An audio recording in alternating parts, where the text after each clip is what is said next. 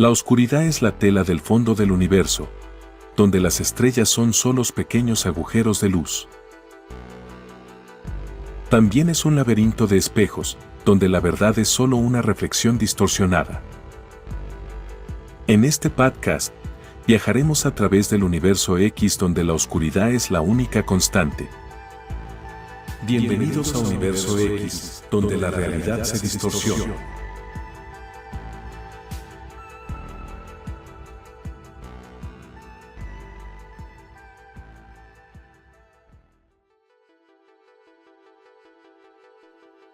Cuando el poder se convierte en prisión, el experimento que desnudó al alma humana, el experimento de Stanford. Hay momentos en que la ciencia no observa, sino que provoca, momentos en que los límites éticos se diluyen y lo que era un experimento se convierte en una puerta al infierno. Hoy, en Universo X, te llevaremos dentro de uno de los experimentos psicológicos más oscuros y perturbadores de la historia moderna. Un estudio que no solo se salió de control, sino que mostró la línea entre el bien y el mal, y es mucho más delgada de la que creemos. Esto no es ficción. Esto ocurrió en 1971 en la Universidad de Stanford y fue encabezado por un hombre que aún hoy genera escalofríos cuando se dice su nombre. Él es Philip Zimbardo. Pero, ¿hasta dónde puede llegar una persona común si se le da el poder absoluto sobre otro ser humano? Hoy, en Universo X, el experimento de la prisión de Stanford. El origen de una idea. Para entender mejor este experimento, hay que irnos al contexto. Es Estados Unidos, año 1971. Vietnam está destrozando la confianza de las instituciones.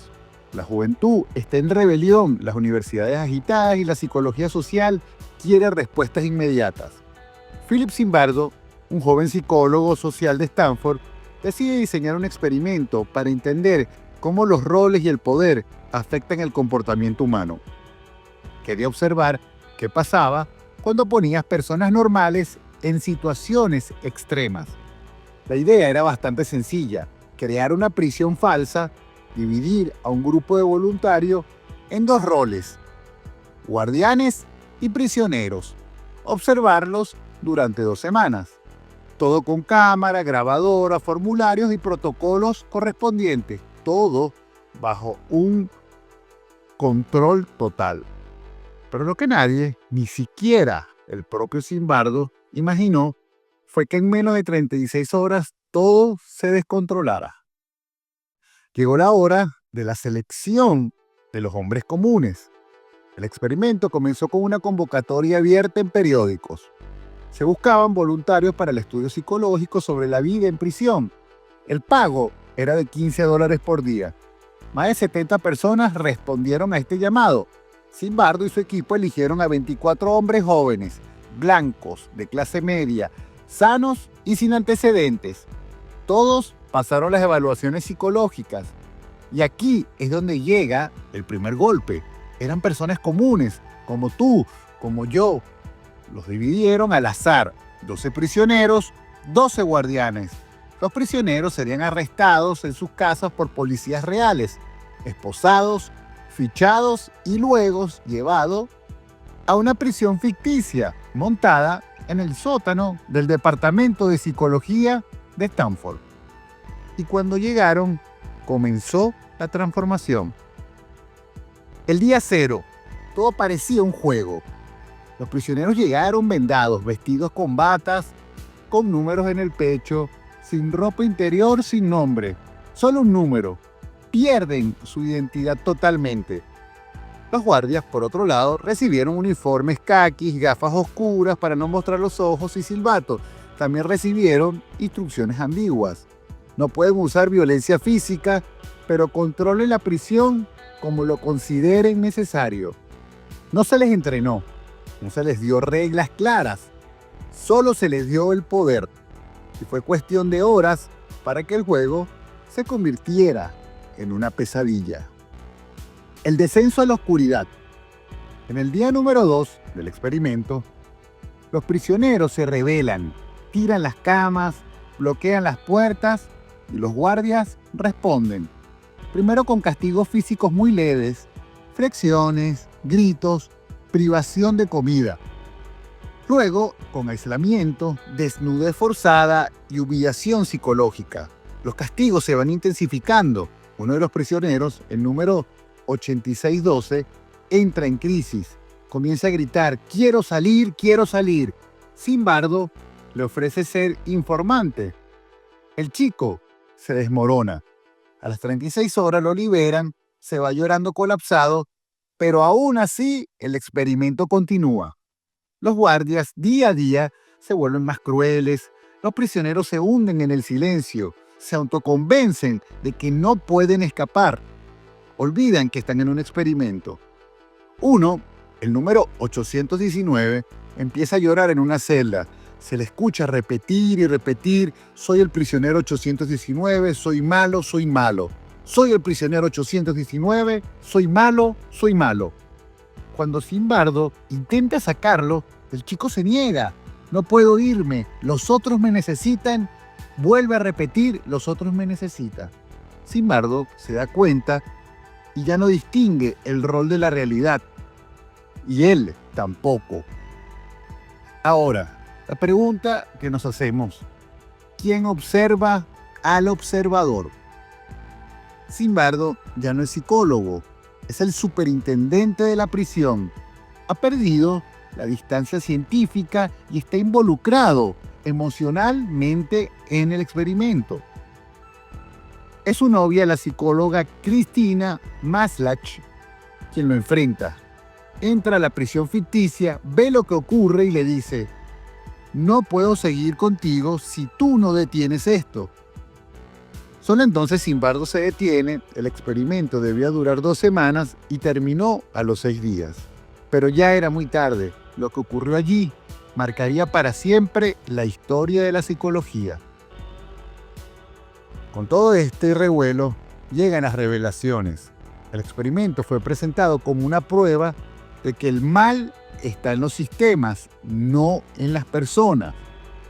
Que los roles pueden deshumanizar, que cualquier humano puede convertirse en torturador si las condiciones se lo permiten.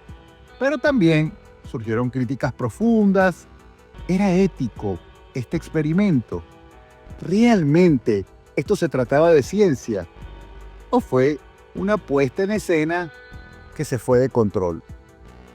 Décadas después, ex participantes han revelado que algunos guardias actuaron para complacer al equipo, que Zimbardo empujaba el drama y que todo pudo haberse evitado. ¿Fue un descubrimiento genuino o una distorsión peligrosa?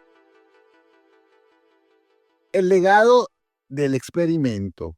El experimento de Stanford dejó una huella imborrable. Inspiró películas, documentales, estudios. Se comparó con las torturas de Abu Ghraib. Se estudia aún como un ejemplo y como una advertencia. Philip Zimbardo se dedicó el resto de su carrera a luchar contra la deshumanización. Creyó el proyecto heroico para enseñar y a resistir el mal. Pero el eco de Stanford sigue sonando. ¿Qué harías tú si te dieran el poder absoluto? Si te quitaran tu nombre, tu identidad y tus derechos. ¿Hasta dónde serías capaz de llegar por encajar en un rol? En Universo X creemos que el verdadero terror no está allá afuera, está dentro de nosotros. Porque cuando se cierran las puertas, cuando las reglas se quiebran y cuando el poder se impone sin límites, las máscaras caen y lo que queda es lo que realmente somos. Lo perturbador, verdaderamente, del experimento de Stanford no es lo que le pasó a los jóvenes, sino lo que reveló sobre nosotros, sobre la naturaleza humana. Nos gusta creer que somos buenos, racionales, éticos, que hay líneas que nunca cruzaríamos. Pero en realidad, ¿y si esto no es así? ¿Qué pasa cuando el contexto te da poder? Cuando nadie te está mirando, cuando nadie te está juzgando, cuando nadie te está observando, cuando tus actos no tienen consecuencia. Porque lo que ocurrió en el sótano de Stanford no fue ciencia ficción, no fue actuación, fue real. Muchos dicen, esto jamás me pasaría a mí.